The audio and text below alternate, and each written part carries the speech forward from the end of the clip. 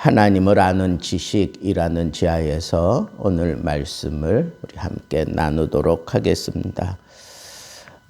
오늘 말씀은 이스라엘 백성들이 죄를 짓고 살아가고 있는 현주소, 현재의 상태에 대해서 아주 정확하게 진단하고 있는 그런 말씀이라고 우리가 생각할 수가 있습니다.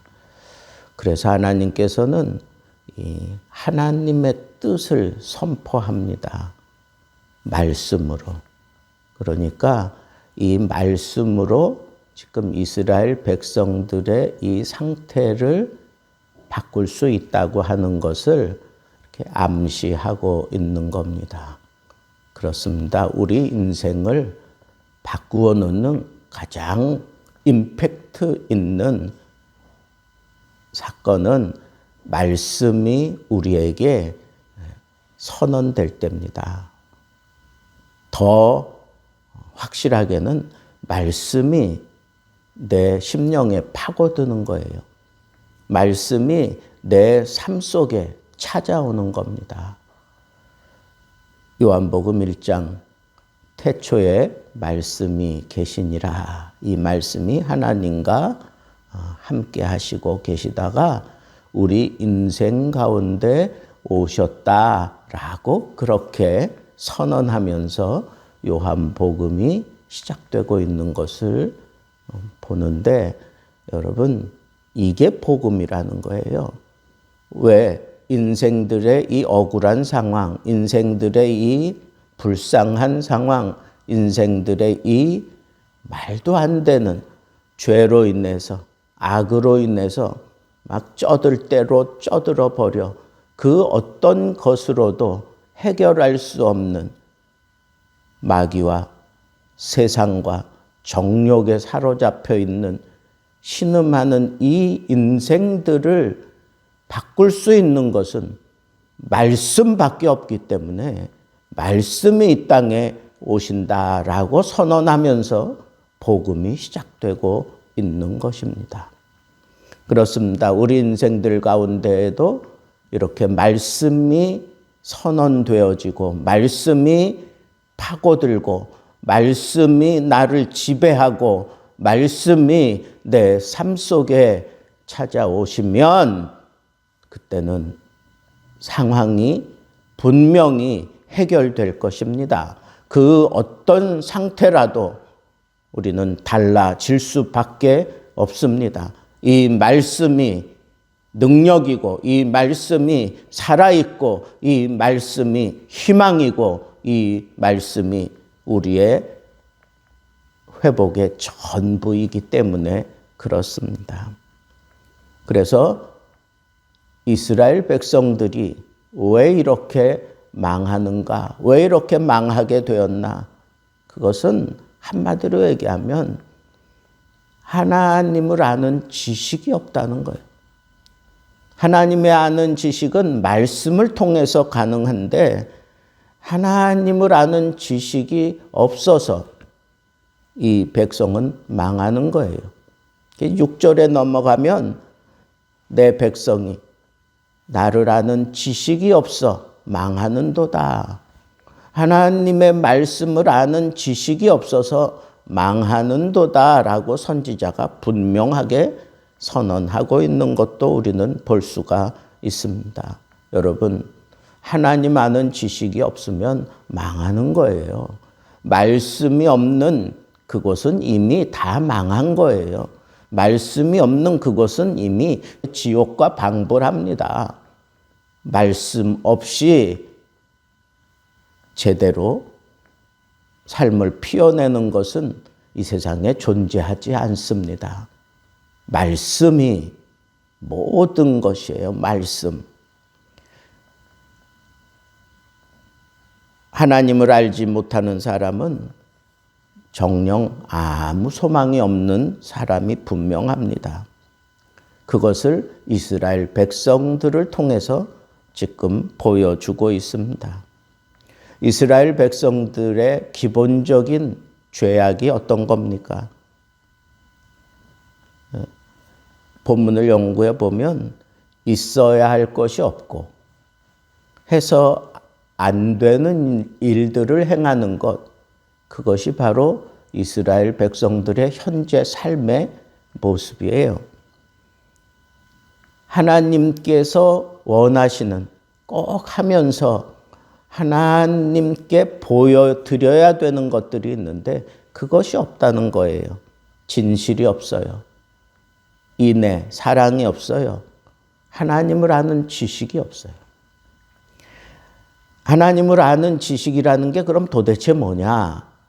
그것은 하나님을 마음속에 모시고 살아가고 있는 거고 하나님을 직접적으로 사랑하는 거고 또 하나님이 우리에게 지키라고 하는 그 계명을 지키기 위해서 막 그냥 힘쓰고 애쓰며 살아가는 이런 것들이 동반되어지기 때문에 하나님을 안다라고 그렇게 얘기할 때에는 자동적으로 이게 다 증명할 수 있어요.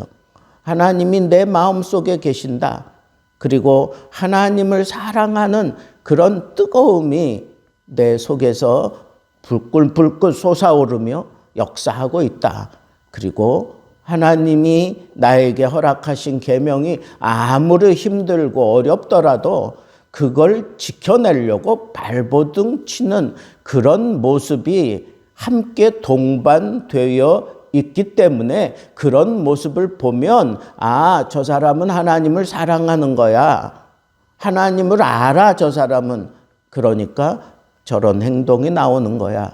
라고 우리가 얘기할 수 있다고 하는 겁니다. 그런데 이스라엘의 기본적인 죄악, 있어야 될 것이 없기도 하지만 하나님이 원하지 않는 일들을 뻗어시 하고 있다는 거예요.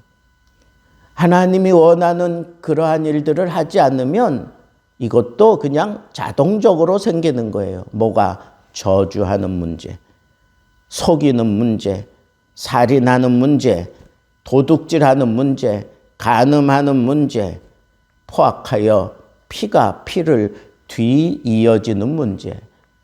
여러분, 이런 것들은 하나님의 계명, 10계명을 정면으로 어기는 그런 모습인 것을 여기 알 수가 있습니다. 하나님을 그 마음에 모시지 않고 사니까 함부로 입을 놀리며 저주하고 사람을 속이고 심지어는 피를 흘리고 살인하고 간음하고 도둑질하는 이런 모습이 일어날 수밖에 없다는 거예요. 자, 이와 같이 이스라엘 백성들이 지금 하나님을 아는 지식이 없기 때문에 이런 일들이 그들의 일상이 되어 버렸기 때문에 이 땅이 슬퍼한다는 거예요. 왜? 어디에 소망을 두고 살아야 될지 모르는 거예요. 이 세상이, 온 우주 만물이, 자연이 슬퍼할 수밖에 없다는 거예요. 거기에 사는, 자연에 사는 들짐승, 공중에 나는 새가 다 쇠잔할 것이요 바다의 고기도 없어지리라 그랬어요. 여러분, 사람이 사람답게 살 때 세상이 아름다워지는 거예요. 사람이 짐승처럼 사는데 이 땅의 짐승들이 무슨 소망이 있고 이 땅의 모든 짐승들이 이 IQ가 있는 짐승, 사람, 짐승이 짐승 노릇하면 이 세상에 나만 알고 있는 것이 아무것도 없지 않겠습니까? 그러니까 이 땅이 슬퍼할 수밖에 없는 거예요. 그래서 반대로 살아야 된다. 그러나 너희들은 이렇게 살아야 돼. 어떻게? 다투지도 말며 책망하지도 말라. 내 백성들이 제사장과 다투는 자가 되었음이라. 이거 보세요. 인간의 최고의 흠모의 대상이 제사장인데 그 제사장과 다투는 지경에까지 이르게 되었다는 거예요. 자, 이스라엘이 지금 이런 심각한 패악한 그런 삶을 살고 있는 것을 보고 하나님께서 이 이스라엘을 어떻게 취급하고 있습니까? 첫째는 벌받아 마땅하다고 취급하고 있어요. 여러분, 죄악이 있는 곳에는 마땅히 하나님의 벌이 임할 수밖에 없다는 거예요. 죄악은 숨길 수 없어요. 온갖 더러운 것, 교만과 강팍으로 가득 차 있기 때문에 그냥 말하는 것, 행동하는 것, 움직이는 그 모든 삶 속에서 이 강팍함과 교만이 그냥 줄줄줄줄 흘러내린다는 거예요. 앞에서 얘기한 것처럼 최고의 지도자인 제사장과도 다투려고 하는 그런 모습으로 인간들이 살아가는 아주 강팍하고 패악한 교만으로 꽉 차 있어서 제사장의 얘기조차 듣지 않으려고 하는 그런 모습이 지금 여기 다 나타나고 있습니다. 여러분, 근데 더 무서운 것은 하나님께서 이렇게 심각한 죄악에 빠져 있는 이스라엘 백성들을 어떻게 취급하시는가? 책망할 가치조차 없는 집단으로 취급하고 있어요. 백성이나 거짓 선지자가 서로 뒤이어서 멸망하게 될 것을 5절에서는 그렇게 얘기를 하고 있습니다. 하나님이 아예 손을 떼겠다는 거예요. 관심 끊겠다는 거예요. 여러분, 채찍질하면 그래도 소망이 있어요. 혼나고 매질당하면 그래도 가능성이 있기 때문에 매질하고 혼내는 거예요. 아예 그럴 가능성을 찾지 못하겠다 싶으면 그냥 손 놓는 거예요.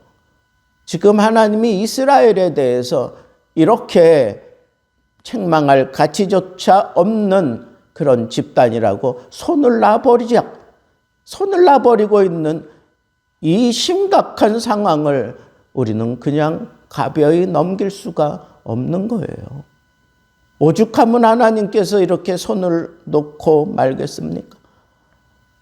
그들이 하는 모든 일들 하나도 하나님이 인정하지 않아요.